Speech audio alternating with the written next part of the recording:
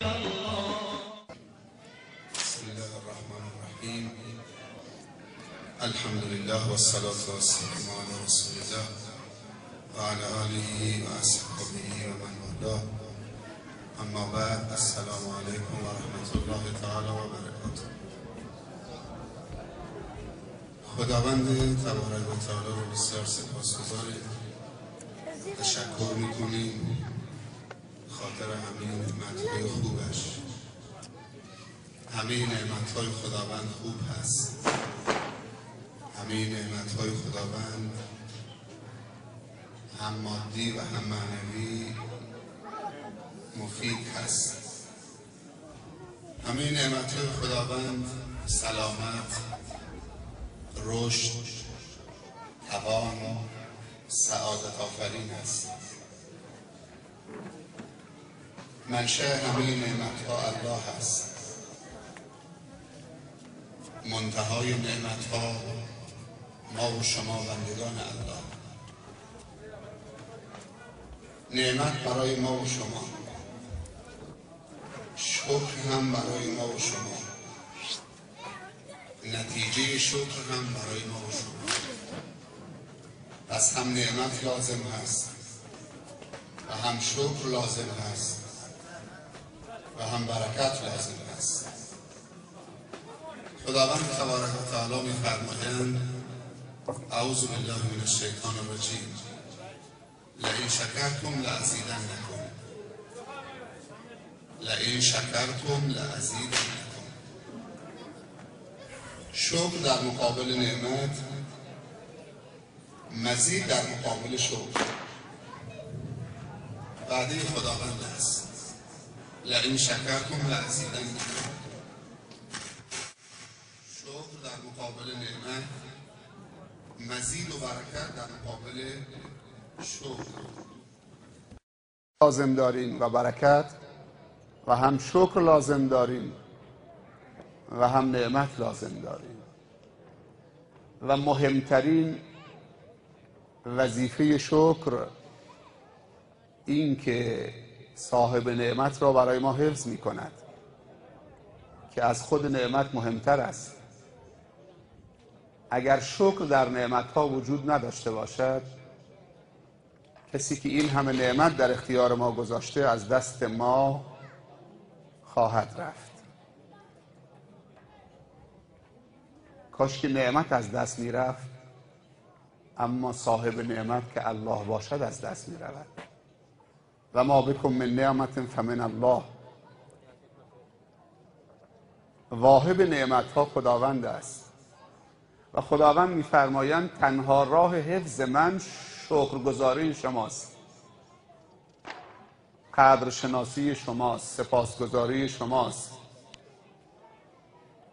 ما از این جهت به شکر نعمتها نیاز داریم، چون خدا را برای ما حفظ می‌کند. چون کفران نعمت خدا را از ما برمیگرداند. اونهایی که کفران نعمت کردند خدا را از دست دادن، نه نعمت رو. پس نیاز ما تشکر از خداست. لئن شکرتم لأزیدنکم فاذکرونی اذکرکم ولئن کفرتم ان عذابی لشدید. عذاب شدید میدونید چیه؟ اگر کفران نعمت کردید عذاب شدیده. این که خدا را از دست بدهید. نیازی به جهنم نیست که حتما با آتش ما را بسوزونن. خدا در زندگی ما نباشد عذاب شدیده. عذاب شدید دیگه شاخ و دم ندارد. کافی است که خداوند از زندگی ما و شما و خانواده ما و شما و دنیای ما و شما بیرون برود.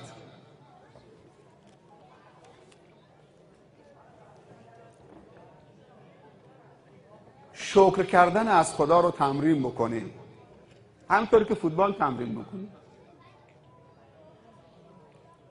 الان هوا گرمه ولی بازم تمرین فوتبال عقب نمیفته. ورزش چیز خوبیه. تو باید تمرین بکنید تا استاد بشید، حرفه‌ای بشید، ماهر بشید. شکر خدا هم باید تمرین بکنیم تا در تشکر از خدا ماهر بشیم، حرفه‌ای بشیم، کامل بشیم. اعملوا آل داوود شکرا و قلیل من عبادی الشکور. ای خاندان داوود، شکر خدا را بکنید. شکرگزاران کامل و حرفه‌ای و ماهر خیلی اندکن، کمن، ولی وجود دارن. اگر کار یک نفر انجام داد، نفر دوم میتواند انجام بدهد. اگر شکرگزاری وجود داشته باشد، ولو قلیل و اندک باشد، نفر دوم هم وجود خواهد داشت. نفر سوم هم میتواند تمرین بکند. نفر چهارم هم میتواند باشد. تا حق هست باطل هست، تا باطل هست مبارزه هست. ان الذين قالوا ربنا الله ثم استقاموا، در مقابل باطل ثم استقاموا. این مجلس امشب هم مجلس تشکر از خداست. امشب جمعی در روستای شما تشکیل جلسه دادن که تشکر از خدا را به نمایش بگذارند. سوژه خیلی زیبایی است برای خداوند. این مجلس مد نظر خداست.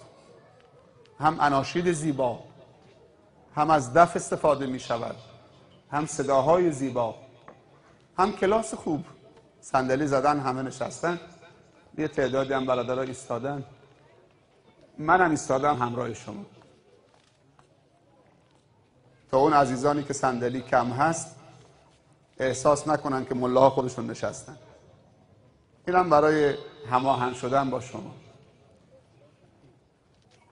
پس مجلس خیلی خوبیه، مجلس آزادیه. بچه کوچک اینجا حرمت دارد، خدمت داره میکنه، آب دستشه، همه محترمند، همه دعوت شدن به مجلس خدایی. ما تو بندرعباس وقتی که عروسی این چنینی برگزار میکنیم، دعوت عمومیه، کارت دعوت برای افراد خاص نمیفرستیم. حتی مهاجر افغانی اگر نزدیکی هست اونم دعوت بیاد. فقیر و تاجر نداره این مجلس. ولی بعضی دعوتنامه ها برای ما میفرستن. هتل هرمز، صرف شام، خودت تنها بیا بدون خانواده. یه دعوتنامه آورده بودن، یه بنم زده بودم روش، صرف شام فقط برای یک نفر. توهین به منه. خودم دعوت میکنه، خانواده‌مو دعوت نمیکنه، چون اونجا شامش دست 10,000 تومنه. هتل هرمز دیگه، کلاسه. اگه بچه من و بچه های همه دنبالشون راه بیفتن، خب اصلا مجلس نازیبا میشه. پس بچه ها کجا تربیت بشن؟ اگه بچه ها و کوچکترها تو مجلس بزرگان نیان، ادب از بزرگان رو فرا نگیرن، تعلیم نبینن، الگو برداری نکنن، همنشین تو به باید تا تو را عقل و دین بیفزاید. اگه بچه ها از مسجد طرد بشن، از عروسی های خوب طرد بشن، از مدرسه طرد بشن، خب کجا باید برن؟ حسن چنین مراسمی این که همه صاحب دعوتن.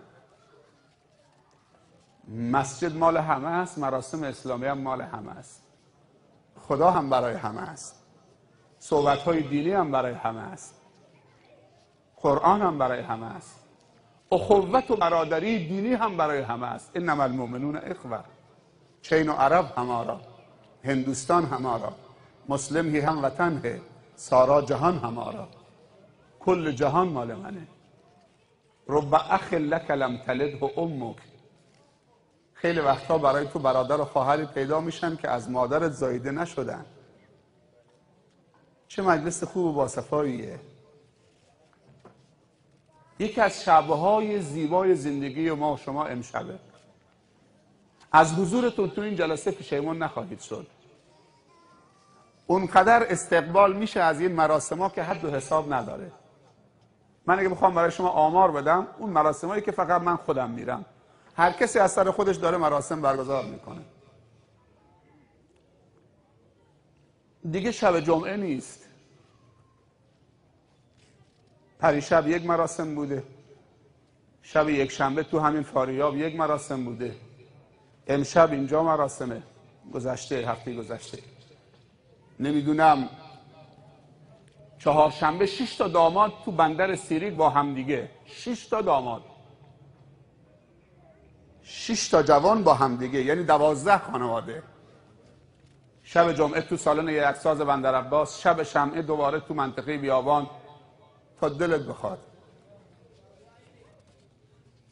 بندگان خدا کم کم متوجه قضیه میشوند، فاصله های خودشون رو با خدا دارن کوتاه میکنن. هرچی فاصله ها با خدا طولانی تر میشه، عوارض منفیش بیشتر میشه در زندگی. عوارض منفی فاصله با خدا زندگی انسان رو مثل خوره میخورد. فقط یه جسمی میشی که نفس میکشی، دیگه زندگی نداری. فرق بین زنده بودن و زندگی کردن.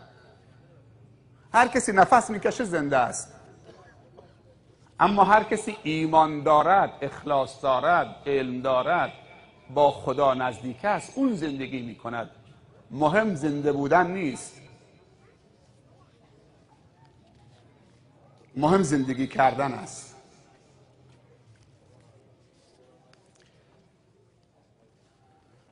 من یه معذرت خواهی بدهکار شما هستم و یک تبریک و تهنیتم به این مناسبت میگم. شاید 2 تا معذرت خواهی. 2 تا مراسم قبل از این مراسم قرار بود که ما در برنامهشون شرکت بکنیم. یکی برادرمون آقای عثمان محمدی هماهنگی کرده بود، یک بیماری پیش آمد بالاخره. حالا ما به طبیعتا انسانیم و مشکلات هم خبر نمیدهد. همونطوری که بعضی موقع ما نوبت میزنیم، حرکت میکنیم از بندر عباس 4 ساعت 3 ساعت راه میریم، بارها شده رفتیم اونجا مراسم نیست. چه خبره؟ نه برنامه به هم خورده، یکی فوت کرده. خب چرا زنگ نزدید؟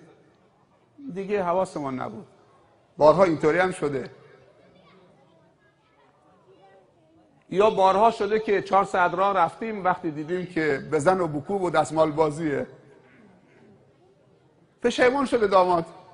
کسی در گوشش کنده، نه بابا ملاها بیان سخنرانی بکنن تو عروسی. مهمان شهرستانی داریم و نمیدونم تهران و فلان و زشت، آبرومون میره، کلاسمون میاد پایین.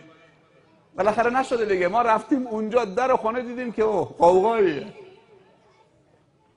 از همونجا برگشتیم. 4 ساعت راه رفتیم، 4 ساعت برگشتیم.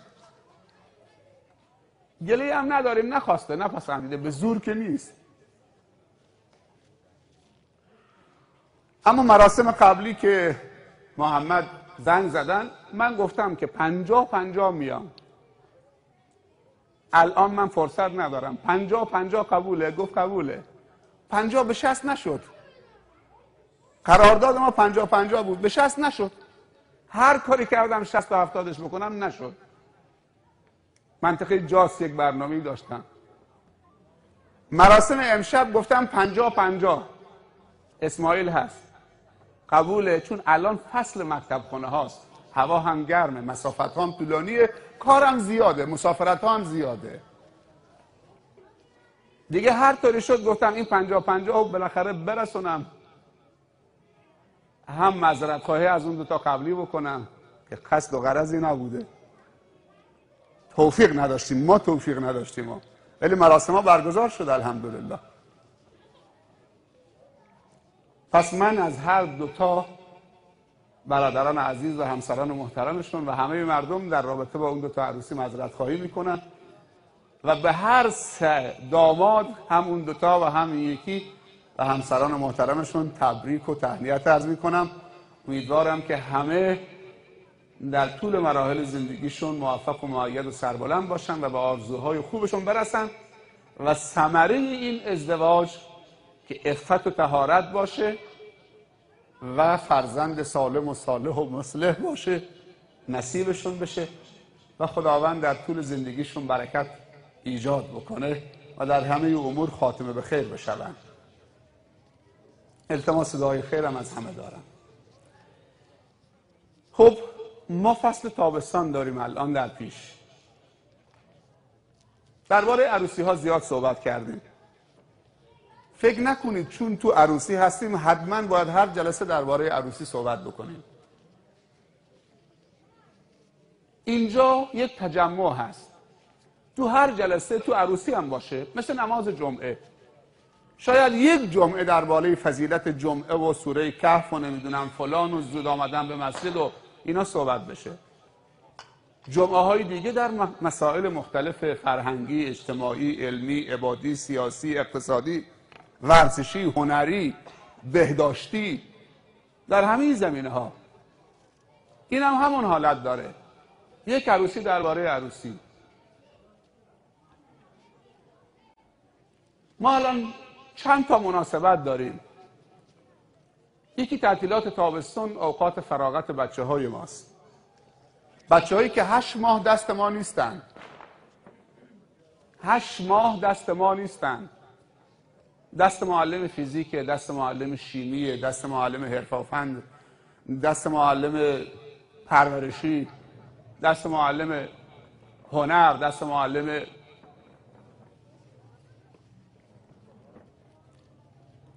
نمیدونیم تا چه اندازه معلم فیزیک و ریاضی و شیمی و زبان و چون امروزه ما اخلاق و دین رو از این علوم جدا کردیم. اشکال ما تو اینه. اصلا به ذهن خطور نمیکنه که معلم شیمی معلم اخلاق هم باشه در کنارش. همونطور که شیمی داره درس میده، فیزیک داره درس میده، ریاضی داره درس میده، رو دین و اخلاق بچه های ما هم کار بکنه، رو ادبشون کار بکنه. تازه معلم دینیش داره کم میاره، معلم قرآنش داره کم میاره.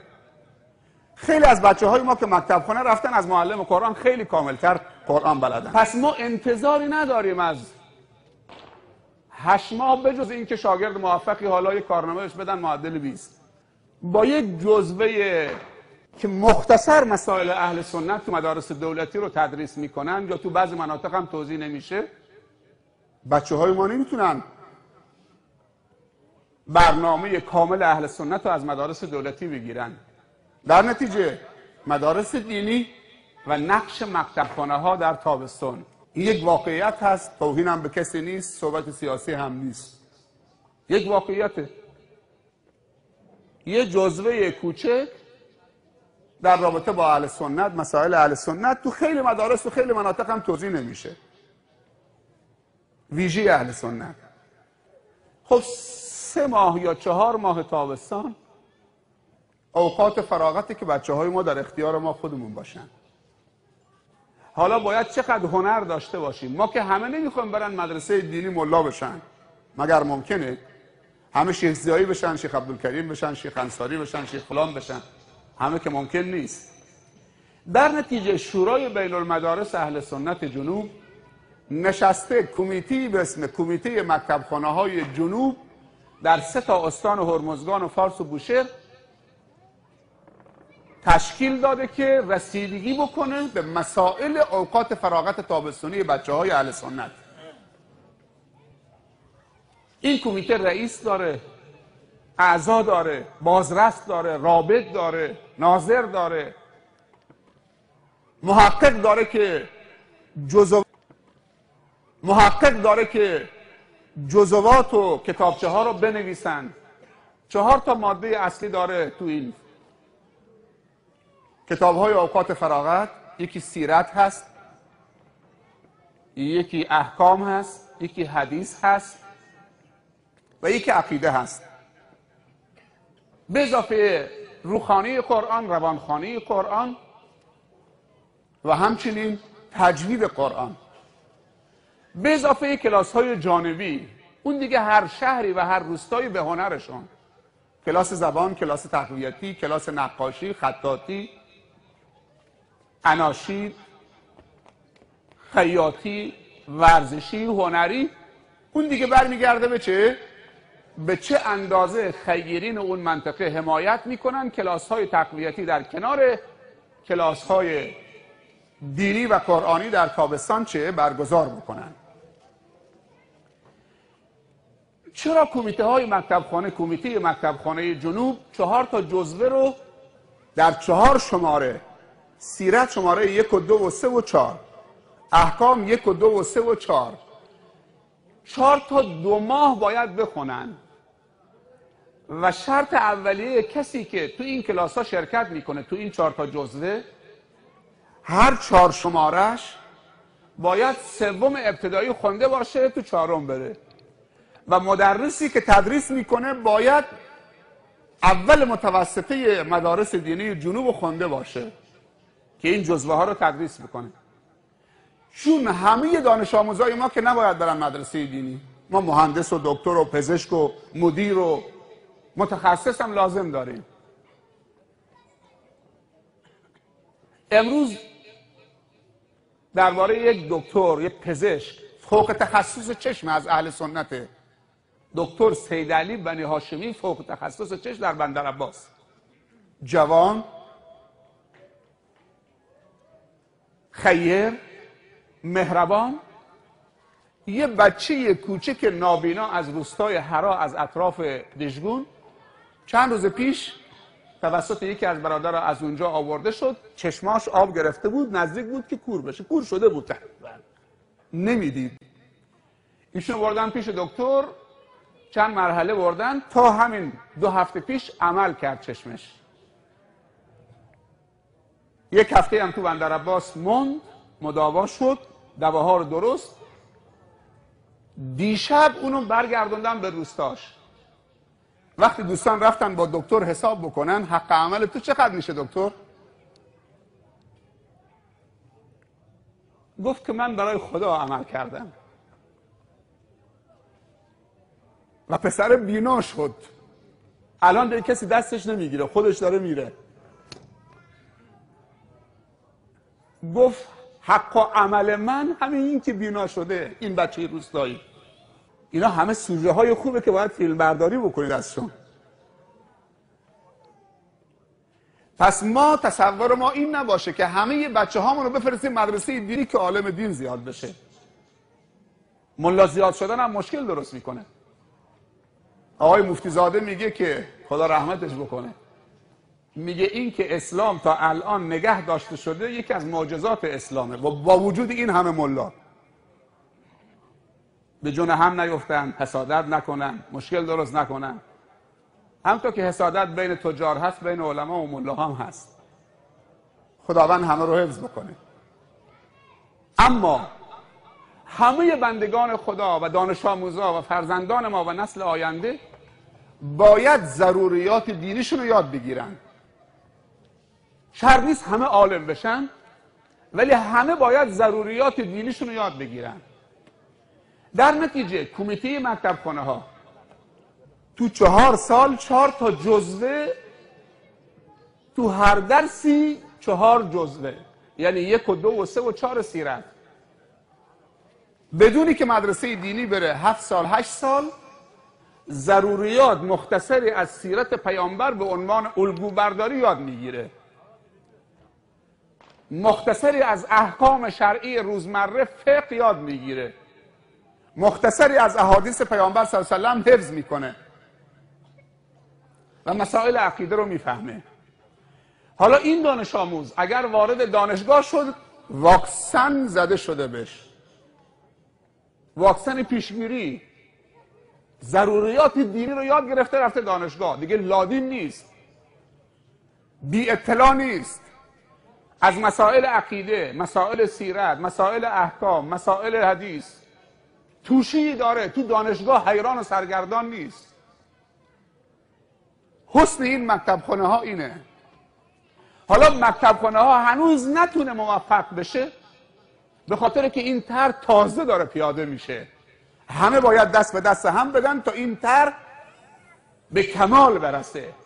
باید حمایت بکنن تا این مکتب خانه ها جواب خودش رو بده. طرحی که براش نوشته شده، اهدافی که براش مد نظر هست تحقق پیدا بکنه.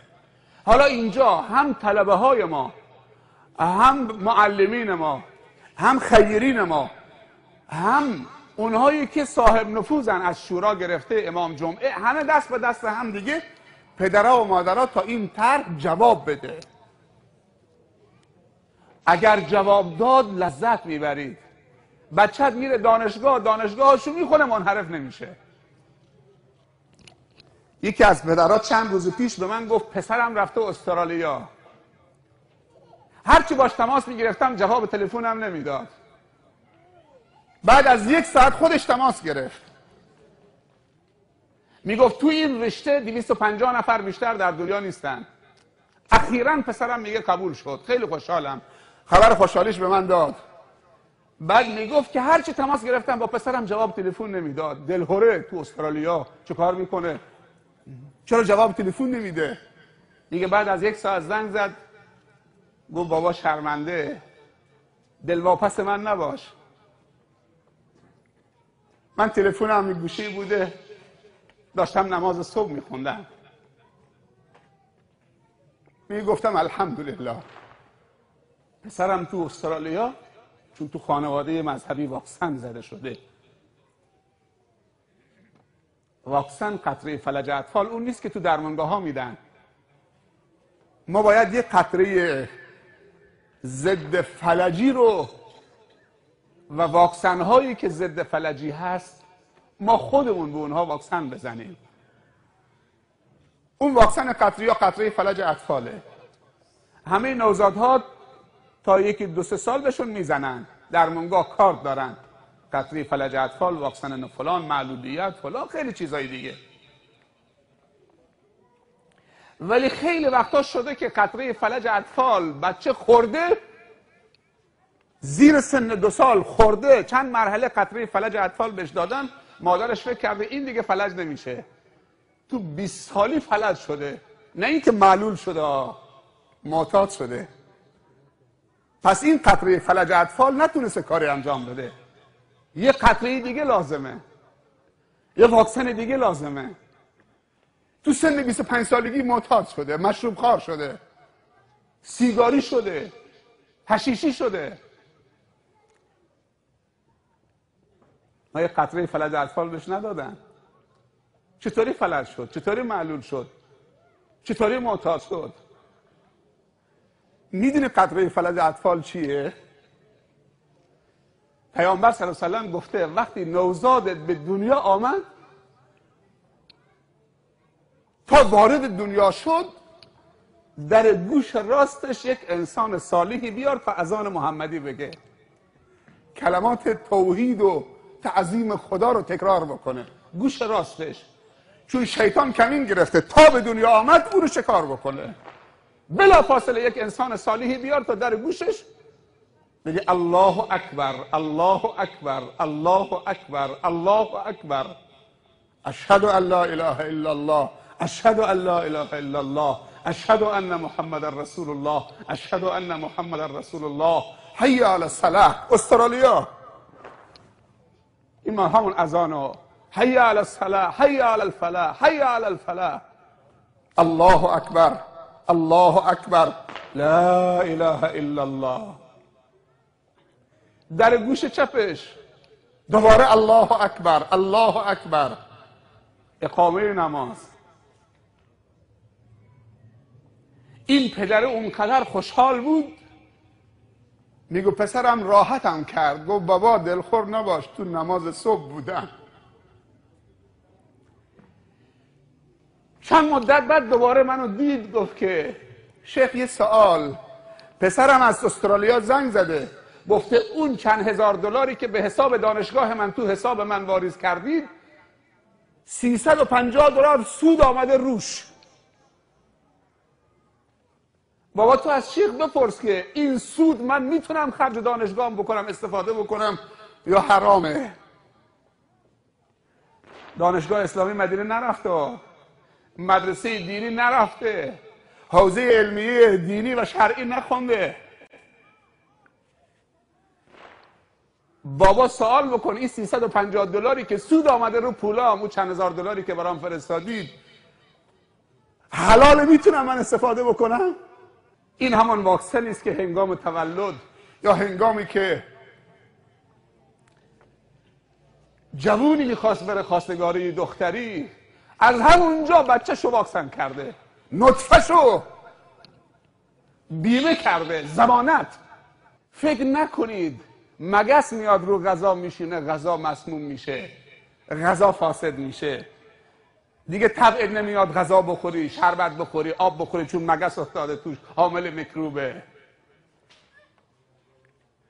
شیطان نطفه رو مسموم میکنه. ان الشیطان یجری من ابن آدم مجرى الدم. راه شیطان و نفوذ شیطان رو تنگ بکنید. گفته شیطان شریک شماست حتی در نطفه هاتون، نه در لقمنانتون وقتی بسم الله نمی کنید، نه در رود دوشک و بستر و تختتون خوابیدن کنارتون وقتی که آیت الکرسی و معوذتین و سوره بقره رو تو خانه نمی خونید. خانه ای که در اون خانه اهل خانه قرآن میخونن، نماز نفل میخونن، تو خانه خونهشون آباده به ذکر خدا، تلاوت قرآن میشه، حلقه تعلیم میشه،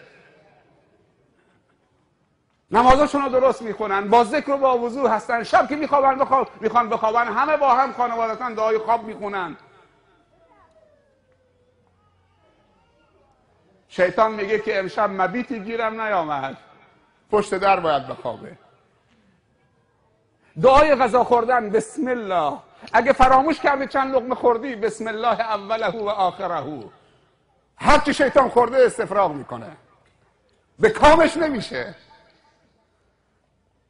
میگه اگر لقمه یه چیزی از دستت افتاد تو سفره بلندش کن، تمیزش کن، بخورش. اونو برای شیطان نگذار. شیطان نطفه رو فاسد میکنه، نطفه رو مسموم میکنه. 350 دلار میگه سود چند هزار دلاری که برام فرستادی روش آمده. سوال بکن که این حلال من استفاده بکنم بابا برای ترم دانشگاهم، برای هزینه هام؟ گفتم الحمدلله تو که پول داری، از خیر این خیری که نداره از شرش بگذر. گفت چشم.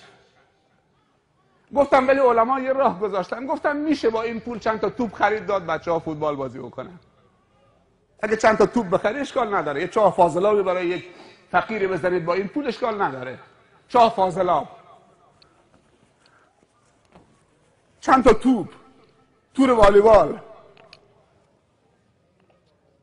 ولی کسی که از استرالیا زنگ میزنه 350 دلار براش مهمه، اصلا حلال و حرام براش مهمه، این پسرت اجازه نداره، براش بفرست.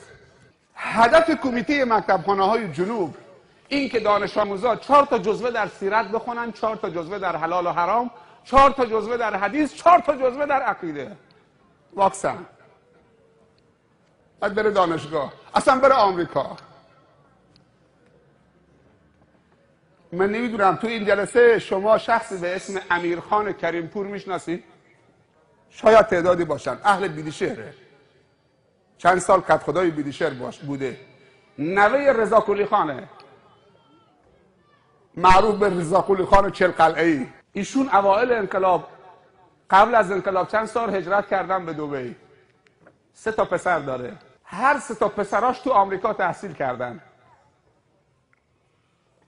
میگه روزی که پسرم میخواد بره آمریکا برای تحصیل دستش گرفتم، اون دست من گرفت. گفتم بابا کجا میخوای بری؟ گفت آمریکا. گفتم برای چی بابا؟ گفت درس بخونم بابا. گفت بابا هزینه منو پرداخت میکنید؟ اون زمان میگفت من خیلی وضعم خوب نبود، تازه رفته بودم. هزینه دانشگاه هم تو آمریکا پرداخت میکنید؟ گفتم بابا هر چی دارم میفروشم، برو. هزینه پرداخت میکنم تا دکترا، ولی تو هم دستت به من بده. تو از من ضمانت میخوای که من هزینه پرداخت بکنم تو درس بخونی تو آمریکا. منم از تو ضمانت میخوام فردا رفتی آمریکا یه دختر آمریکایی با خودت نیاری دیگه بابا عقدش کن. فردا 100 تو خونه نیاری، جز فرهنگ آمریکاست. اونجا چیزی به اسم حرام نیست، همه چی حلاله. فردا شرابخوار نشید، شب به جایی که درست بخونید دیسکو نرید، سیگاری نشید. گفت ضمانت بابا. گفت اگر ضمانت برو، من هر چی دارم میفروشم خرج تحصیلت میکنم، خدا هم پشت و پناهه. من مختصر بگم، میگه هر 3 تا پسرم فرستادم آمریکا. چه تحصیلاتی دارن؟ 2 تاشون دکترای شیمی از آمریکا، دکترای شیمی از آمریکا. یکیشون هم دکترای ژنتیک از آمریکا. اونایی که اهل دانشگاه هن میدونن که دکترای شیمی از آمریکا و دکترای ژنتیک از آمریکا یعنی چی. اصلا دکترای ژنتیک و شیمی چه درسایی است و چه تخصصی است؟ 3 تا دکترا، 2 تا دکترای شیمی، 1 دکترای ژنتیک. الان تو دانشگاه العین دارن درس میدن. بهترین احترام، بهترین حقوق. هر 3 تاشون هم زن از منطقه خودشون گرفتن. اینجاش جالبه، از دخترای مؤمن منطقه خودشون. هر 3 تاشون هم اهل خیر و با اخلاق و عالم دوست و دین دوستن. میگه خدا به من این 3 تا سرمایه داده. مهم واکسن زدنه. افرادی بودم که پدرشون فرهنگی بوده، 30 سال دبیر آموز پرورش بوده، 4 تا بچه، هر 4 تا معتاد. آمریکا هم به چشم ندیدن، تو همین منطقه خودمون، نه اینجا، تو همین ایران خودمون. نام اسلامی برای بچه، عقیقه بچه، سر بچه رو بتراشید. امروز که دیگه مادران میبرن زایشگاه، تا 4-5 روز 1 هفته خود دیگه کسی تو زایشگاه نیست که اجازه هم ندن کسی اذان بگه. فراموش میشه اذان. بابا این چیز سنتی قدیم مال پیرزناست. یه زمانی مادر بزرگم میگفت خدا رحمتشون بکنه مردگان ما و شما همه، میگفت شب زیر درخت نخوابی که جن هست. ما باورمون شد که راست میگه، شاید جن باشه زیر درخت. ولی بعد فهمیدیم که جن زیر درخت نیست شب، بلکه شب درخت اکسید کربن رو میگیره، اکسیژن رو اول صبح پس میده. یه کارخانه سبزی تو درخت هست، تو برگ درخت، کارش تصفیه هواست. اول صبح اگر بری تو باغ خیلی هوا لطیفه، ولی شب نه که جن داره. همه چی قدیمی نیست. یه جمله خوبی من حدوداً 29 سال 30 سال پیش دوباره از مادر بزرگم و مادرم خدا رحمتشون بکنه، من تنها پسر خانوادم، این طرف مادر بزرگم میخوابه، این طرف مادرم، من وسط میخوابیدم، بچه بودم.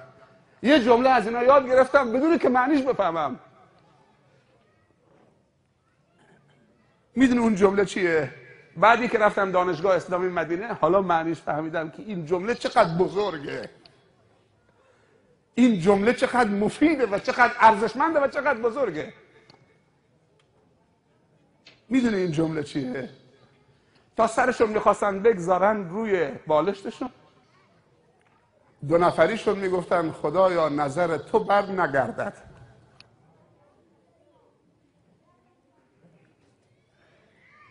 من فقط حفظ کردم خدایا نظر تو بر نگردد. میدونستم که خدای هست نظرش بر نگرده، ولی معنیش چیه؟ خدایا نظر تو بر نگردد. حالا اگه نظر خدا از انسان بر بگرده چی میشه؟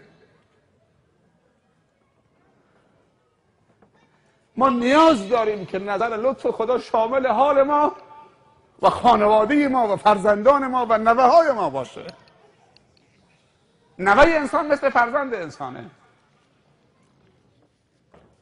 یه وقتی پسر تاجر و بازاری میشه ولی 90 عالم میشه که دنیا بهش افتخار میکنه. 90.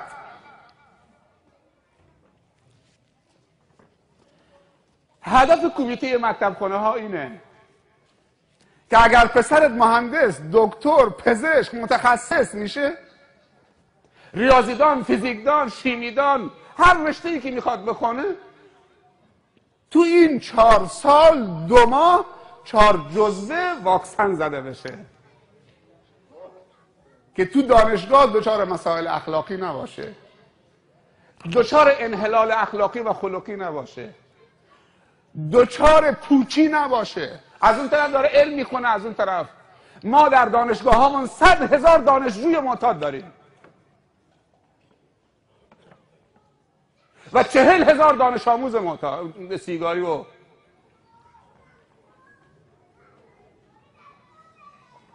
دانشگاه هم همینا رد و بدل میشه. ما چندی پیش هفته مواد مخدر بود دیگه، هفته مبارزه با مواد مخدر بود.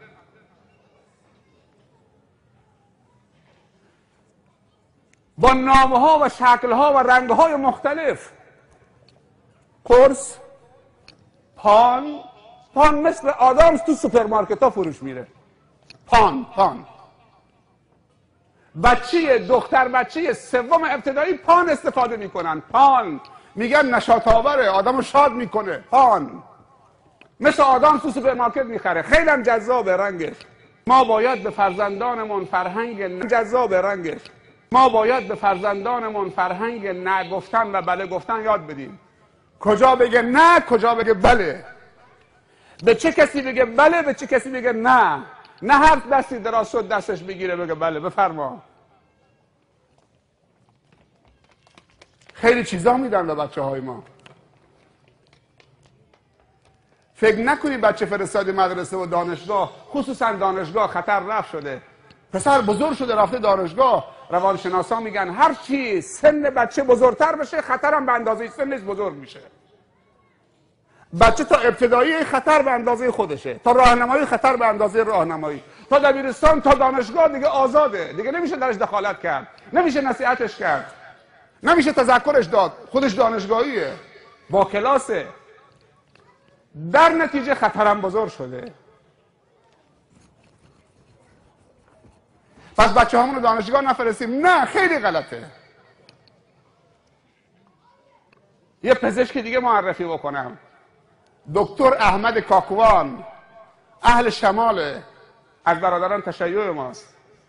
تو محله ما تو سوریه بندرعباس سالهای سال مطب داره اونجا، شیعه هست. نامه نوشته بود انجمن خیریه ما، شیخ شما روز 5 تا 6 تا مریض بفرستید بگی این فقیره ضعیفه، من ویزیت هم ازش نگیرم، خصوصی نه درمانگاه دولتی. یه سری دوا و دارو هم داشت همجا بهش میداد مفتی. بعد یه جمله گفت شیخ 1000 تا مریض مال مادر بزرگ منه که رایگان ببینم، وصیت مادر بزرگ منه، حق داره و گردن من. مادرم دخترش بوده، من نوه اونم، وصیت کرده مادر اگر پزشک شدی 1000 تا مریض باید چه برای من مفتی ببینی، اونایی که ضعیفن. 1000 تا مریض وصیت مادر بزرگ منه.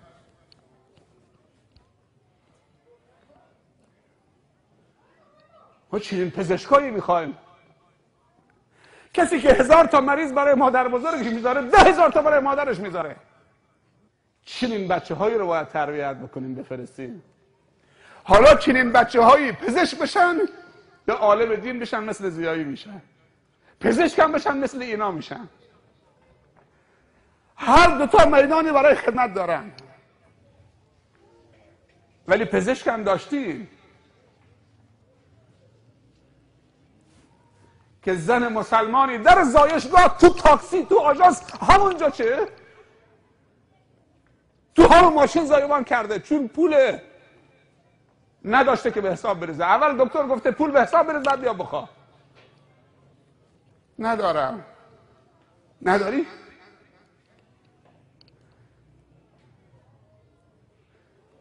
به کجا رسیده بعضی ما که کارا؟ هدف از کمیته مکتب خونه اینه اونهایی که میخوان دوست دارن درس دولتی بخونن، دانشگاه بخونن، تخصص دنیوی بگیرن، 4 تا 2 ماه تابستون تو دوره ابتدایی و راهنماییشون وقت بدن به مکتب خونه که اینها واکسن بشن، بعد برن دانشگاه. اما اگر که این بچه هایی که تو 4 سال 2 ماه میان مکتب خونه این جزوه ها رو میخونن، نخواست بره دانشگاه، آمد رفت مدرسه دینی، گفت من میخوام عالم دین بشم، دانشگاه دینی بخونم، وقتی وارد حوزه علمیه و مدرسه دینی میشه بازم چه؟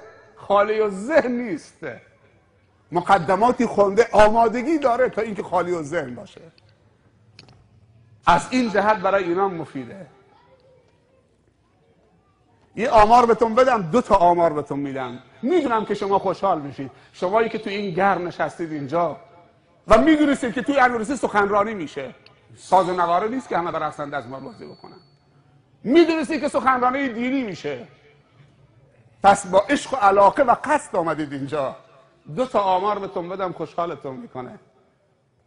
سال گذشته آمار دانش آموزایی که تو مکتب خانه‌های جنوب شرکت کردن، از زراباد گرفته، از روستای شیهولی 150 کیلومتری جاست اون طرف نزدیکای زراباد، آخرین نقطه هرمزگان، تا بیا برو گلدار و از اون طرف برو جنابه و خارک و جزیره شیف، این طرف هم هرم و کاریون، همه این مناطق 3 تا استان فارس و هرمزگان و بوشه، 48,000 یا 49,000 دانش آموز سال گذشته تو کمیته مکتبخانه ها شرکت کردن. آمار خوبیه؟ 48,000 خوشحال کننده هست یا نیست؟ نزدیک 5,000 هم معلم داشتن اینا.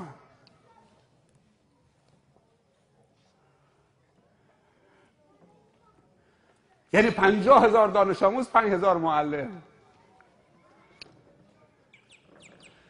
امسال که دیگه بهتره، به خاطر که دیگه بنزین هم نیست که مردم برن شمال و فلان و مکتب خانه. هر سال 1 ماه مکتب خانه می آمد، ماه دوم میخواست بره مسافرت همراه خانواده شمال. امسال ماشینا همه پارکه، بنزین هم نیست، آمار کمیته مکتب خانه بالاتر میره جناب شیخ. از این نظر خوبه. دیگه نصف کارشه رها نمیکنن که برن، همه هستن، حتی ماشیندارا هم شیعه موندن.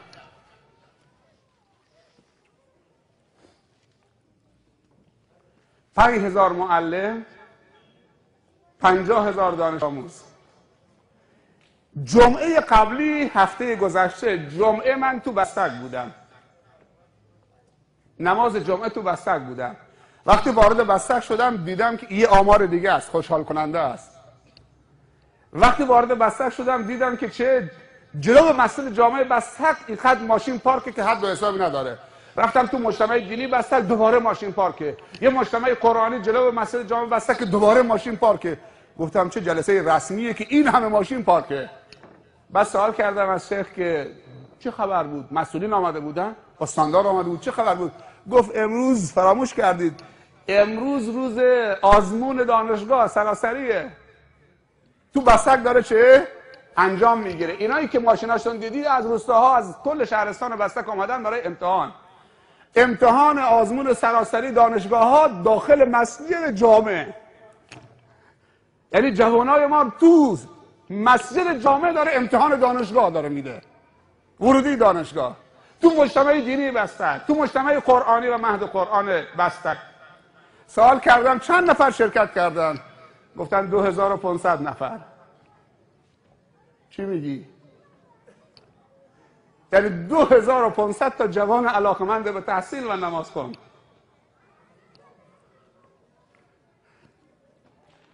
میخواد مهندس بشه، میخواد پزشک بشه، میخواد فلان بشه، علاقمند به علم، به دین، به ایمانش، به ارزشهاش، به خدا، به رسول خدا، به قرآن، به سنت. و سرنوشت جامعهش براش مهمه. علما هم در مدرسه دینی و مسجد باز کردن، بیار اینجا امتحان بدن، آموز فرار بیارشون اینجا.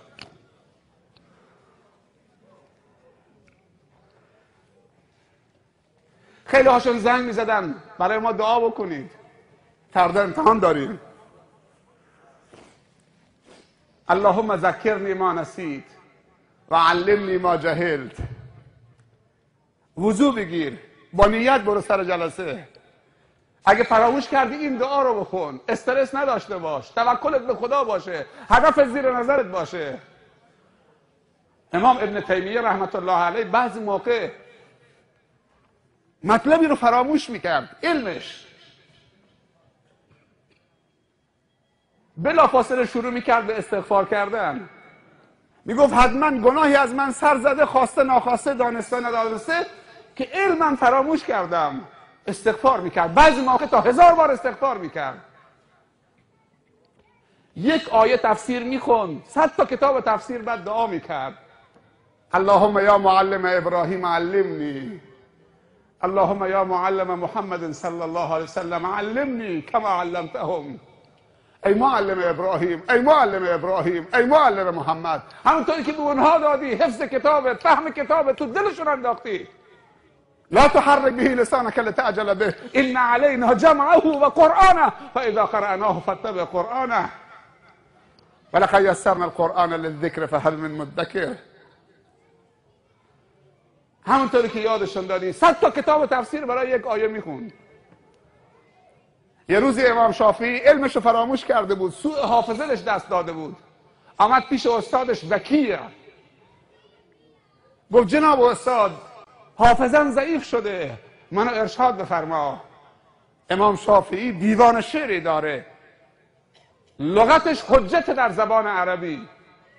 2 تا بیت شعر زیبا میگه: شکوت الی وکیع سوء حفظی فارشدنی الی ترک المعاصی و اخبرنی بان العلم نور و نور الله لا یهدی لعاصی.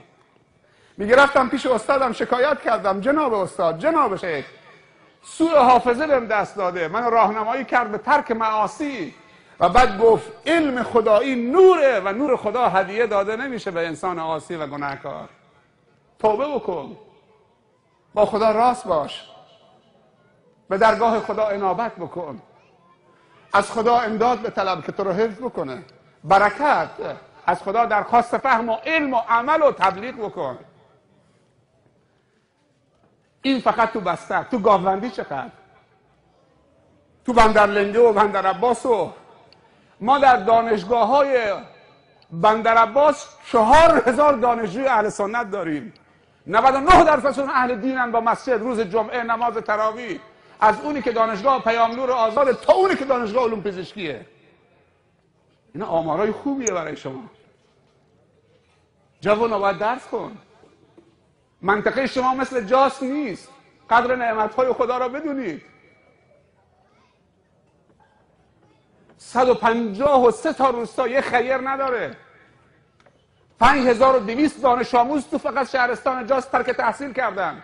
الان برای مکتب خانه 4000 دانش آموز امسال ثبت نام کرده، یک نفرشون شهریه نداره پرداخت بکنه. چند روز پیش زنگ زدم به مسئول مکتب خانه های اون منطقه، گفتم شما نمیتونید از تجارشون شهریه بگیرید بچه‌هاشون؟ گفت تعدادشون خیلی کمه. 4000 نفر شهریه نداره پرداخت بکنه برای مکتب خانه. 130 تا معلم دارن، 4000 دانش آموز مکتبی، 120 پایگاه، 153 تا روستا، 25 تا معلم از منطقه رفته از طلاب دوره عالی مدارس جنوب. بیا سیریک همچنین.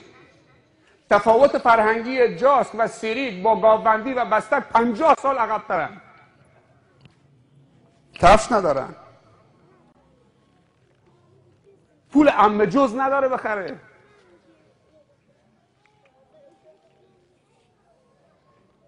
منطقه الحمدلله پر از خیره. استادیوم درست میکنن. مناره مساجد خودمون توی این منطقه به اندازه چه؟ 2 تا مسجد تو منطقه است. یه مناره فقط. مسجد تو روستای باسعیدی مسجد نداشتن. 35 خانواده کپرنشین. بلوچام که جمعیتشون زیاده، 8 نفر و 10 نفر و 12 نفر و 35 خانواده کپرنشین مسجد نداره. با 3 میلیون تومان یه مسجد درست شده. چقدر خوشحال بودن. 3 میلیون تومان یه مسجد. 3 میلیون تومان بیشتر خرج دستشویی مساجد خودمون میشه توی منطقه. خانه‌اش 120,000 تومان قیمتشه. این خونه کد خداست. سنگ معذرت میخوام، سنگ دستشویی خودمون 500,000 تومان قیمتشه. تا کاشی زیر شف و کل دستشویی 5 میلیون تومان در میاد به اندازه یه مسجد. مسجد 3 میلیون تومان، 5 میلیون تومان، مدرسه یک کلاسه 5 میلیون تومان، 2 کلاسه 8 میلیون تومان، 10 میلیون تومان. شما باید اونقدر این منطقه خودتون رو سیر بکنید. تو منطقه پول هست که کوچه ها رو آسفالت بکنن، پارک درست بکنن. بعضی مدارس تو منطقه شما از بس که فضای آموزشی زیاد درست شده، تراکم پیدا کرده، بعضی مدارس تعطیل شده، دانش آموز نیست. اونجا مدرسه نیست، زیر کپر نشستن، زیر درخت نشستن، مسجد نیست، 4 تا سنگ گذاشتن اینطوری. در ماه اداره غلات برای هر جاسکی شرق جاس 20 کیلو در 2 ماه آرد میده. برای هر جاسکی در شرق جاس 20 کیلو در 2 ماه برای هر نفر با نرخ دولتی. برای هر نفر 20 کیلو در 2 ماه. تیرای ما هم که از این منطقه هستن و بستک و لنگه و گاوبندی عوض تابستون میان اینجا، اون 1 ماه هم که وقت ندارن، یا عروسی دارن یا میخوان شیراز برن یه خونه دارن، یا میخوان شمال برن یا میخوان تهران و همدان و فلان جا بگردن. نمیدونم به گوشتون رسیده یا نرسیده. امکانات اولیه زندگی به اونها نرسیده. این طوفانی که آمد مسقط رو خراب کرد و رعب و وحشتی تو منطقه انداخت. بلوچستان رو در هم کوبید، خصوصا زرآباد و نیکشهر رو و اخیرا سراوان. باید سوال کرد، باید پرسید.